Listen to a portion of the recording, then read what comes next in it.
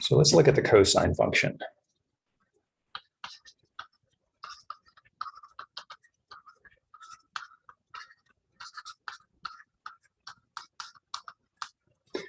So origins of the cosine, right? We start out with a circle. And then given some point on the circle, that point has an angle, and that point also has an x value. And if this is the unit circle, if that's 1 for the radius,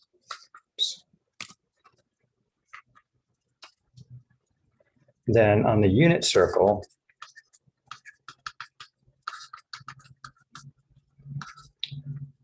x is equal to the cosine of theta.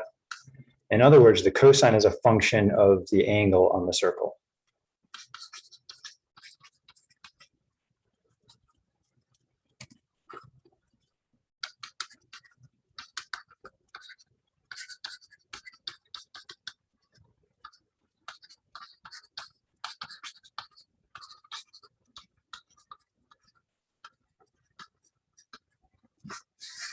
And what that means is I can consider a table here where I have theta, my independent variable, what's the function of, and the result, x. So let's think about cosine for a minute. If the angle is 0, that puts me here. The x value is 1. As the angle moves around, for example, at pi over 4 here, I'm just going to graph a few of these instead of all the special angles, I get the square root of 2 over 2. Which is about 0.7-ish.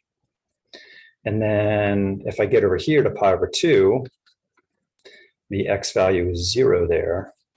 And as I move around, right, to the next pi over 4, so 1 pi over 4, 2 pi over 4, 3 pi over 4, the x value over there is going to be negative square root of 2 over 2. Right? It's the reflection of this point right here over to there. And then when I get down over here to pi, I'm going to get negative 1. Let's do a couple more.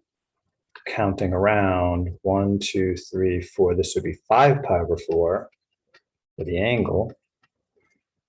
I have the same x value as before, negative square root of 2 over 2. Coming down here, that would be 1 pi over 2, 2 pi over 2, 3 pi over 2 to get down there. That x value again is 0. Here, 1, 2, 3, 4, 5, 6, 7 pi over 4s. That's going to give me this positive version of the x value, square root of 2 over 2. And then finally, I get back here, which is a complete revolution, 2 pi. And that puts me at x equals 1 again. And then as those angles go around, right, if I keep going around here, 2 pi plus pi over 4, 2 pi plus pi over 2, and so on, it's just going to repeat these values over and over again. I'm not going to get any different results there. So again, theta here is my independent variable, and x is my dependent variable. And in previous algebra classes, oops, get the line tool. So let that be the y-axis, dependent axis. Here's my independent axis.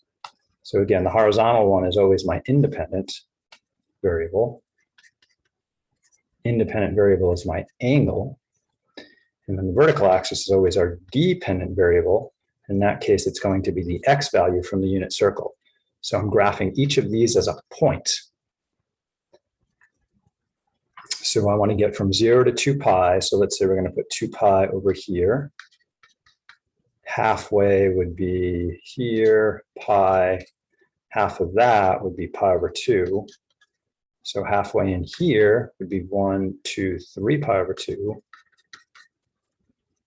And then I have my versions of pi over 4.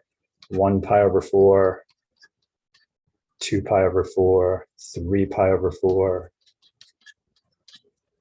4 pi over 4, 5 pi over 4, 6 pi over 4, 7 pi over 4, 8 pi over 4 takes me to 2 pi.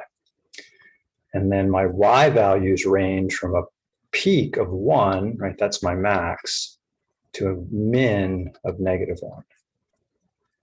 So up here, let's say that's 1, and then equally down here about would be -1. So I just want to graph those points. First point would be 0, 1. Pi over 4 is about 0.7, so that's about 0.5. 0.7 is going to be around there-ish. Pi over 2, I get 0. And then 3 pi over 4, I get -0.7. So that's a half.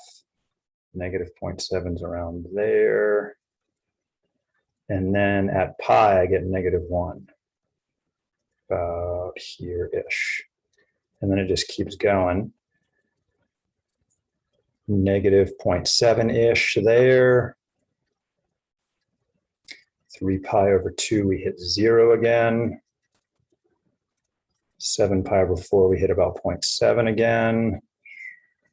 There-ish. And then we peak 2 pi 1 again. So that's about here, I'd say. So tracing this back through, I get this wave function. Oof, to the best of my artistic ability, which isn't very good today.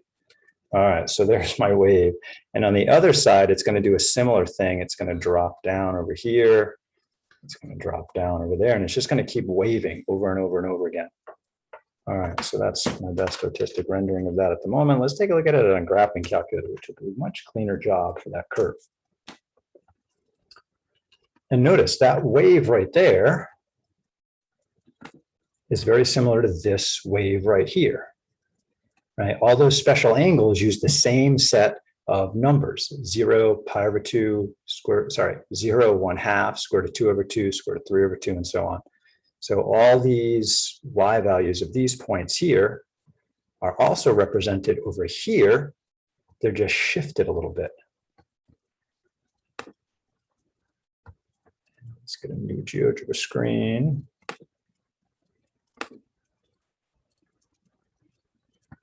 And Desmos does just fine for this too.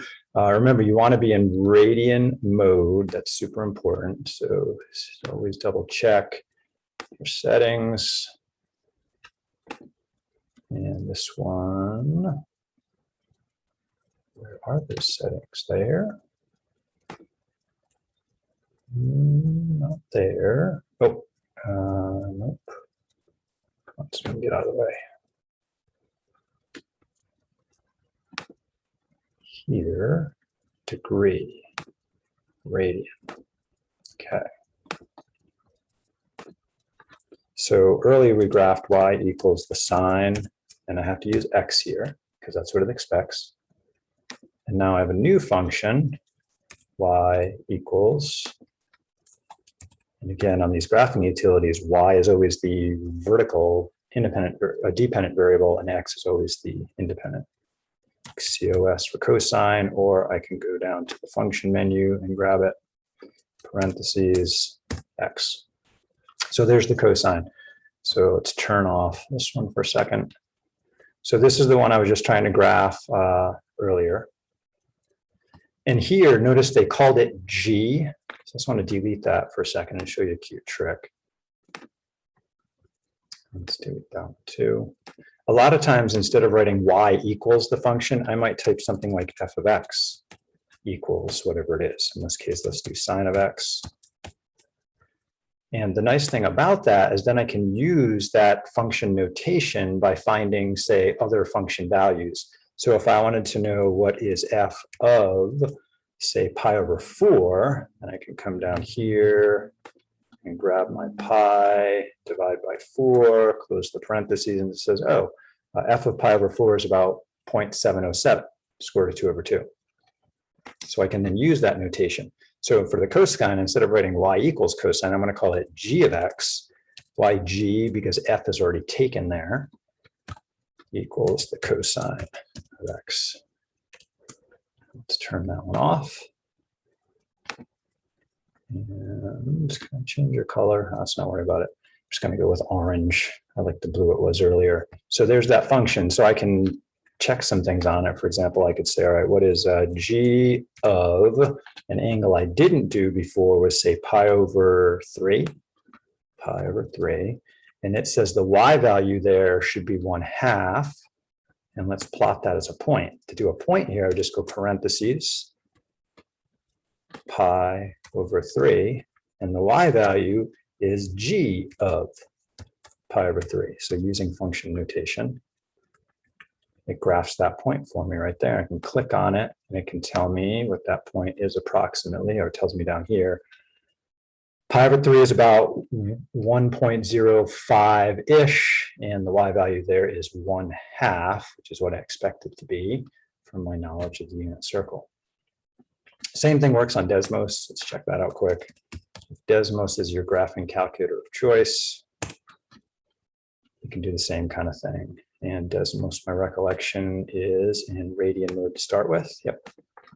So f of x equals the sine of x. So there's that beautiful curve. Let's do g of x equals the cosine of x. And notice they have exactly the same shape, but one is just shifted over from the other one. So I want to take a look at that shift idea and remind you about function transformations that you learned about in your previous life in math.